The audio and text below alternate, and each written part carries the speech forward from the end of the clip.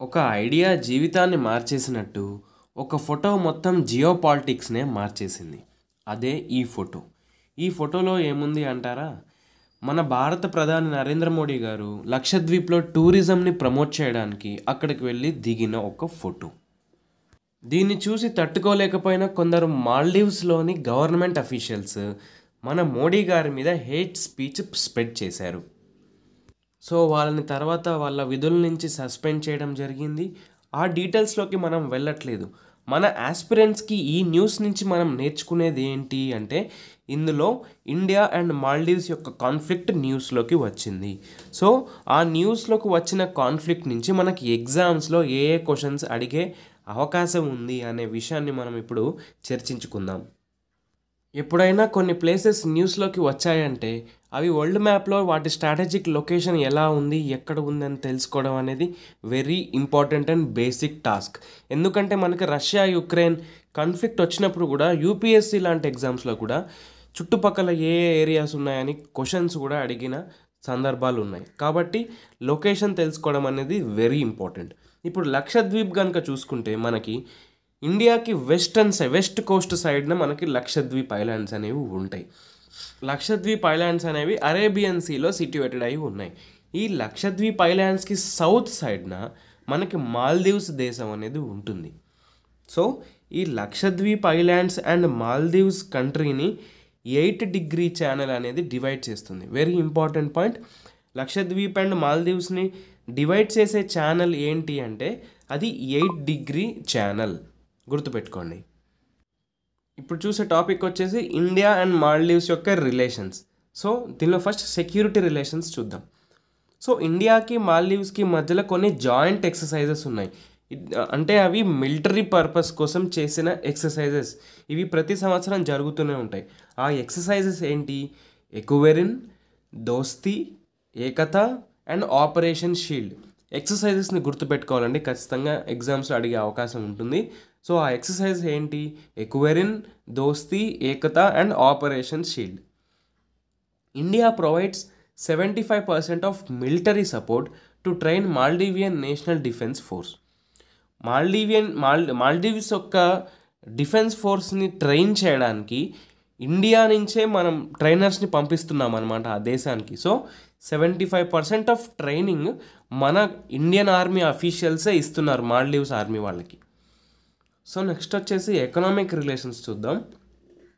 Afcons and Indian company signed a contract in 2021 for largest ever infrastructure project in Maldives, that is greater Male connectivity project.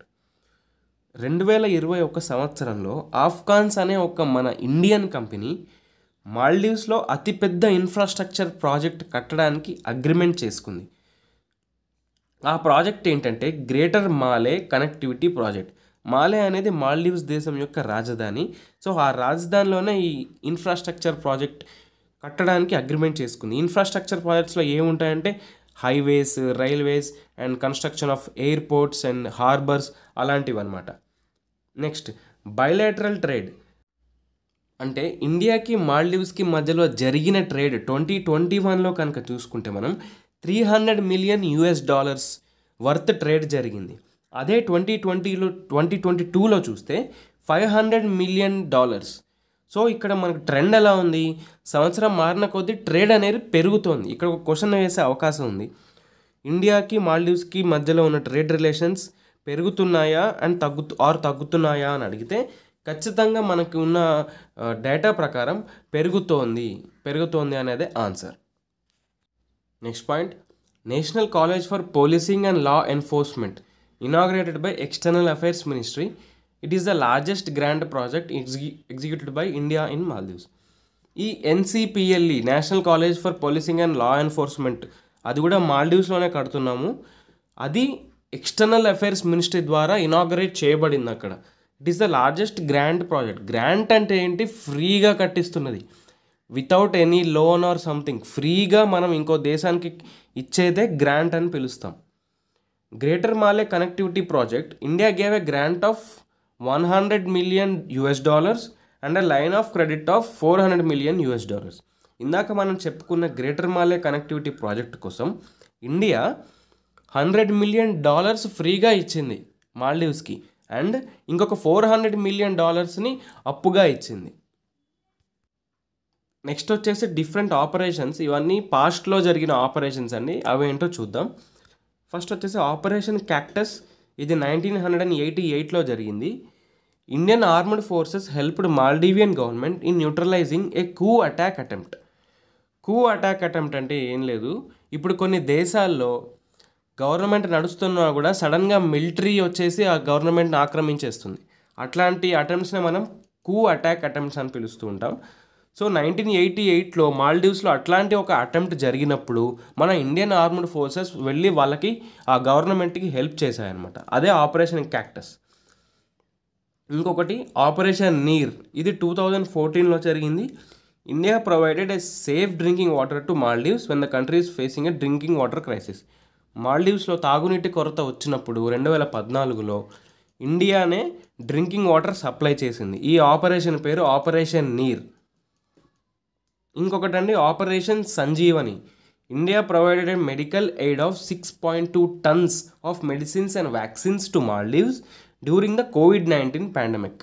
COVID-19 pandemic జరుగుతున్నప్పుడు మనం మాల్దీవ్స్కి 6.2 tons of medicines and vaccines పంపించామన్నమాట. As a aid ఫ్రీగా పంపించాము, ఎలాంటి అప్పు కాదు. So ఈ ఆపరేషన్ని ఏమంటారంటే ఆపరేషన్ సంజీవని అంటారు. సో ఇట్లాంటి different types of operations and చాలా మటుకు హెల్ప్ మనం మాల్దీవ్స్కి చేశాము. సో ఇవన్నీ ఇంపార్టెంట్ టాపిక్స్. ఇట్లాంటి టాపిక్స్ చాలా ఇంపార్టెంట్, ఎందుకంటే న్యూస్లో 2 కంట్రీస్ మధ్యలో కాన్ఫ్లిక్ట్స్ వచ్చినప్పుడు ఖచ్చితంగా మనకి ఎగ్జామ్స్లో కరెంట్ అఫైర్స్ రూపంలో క్వశ్చన్స్ అడుగుతూ ఉంటారు.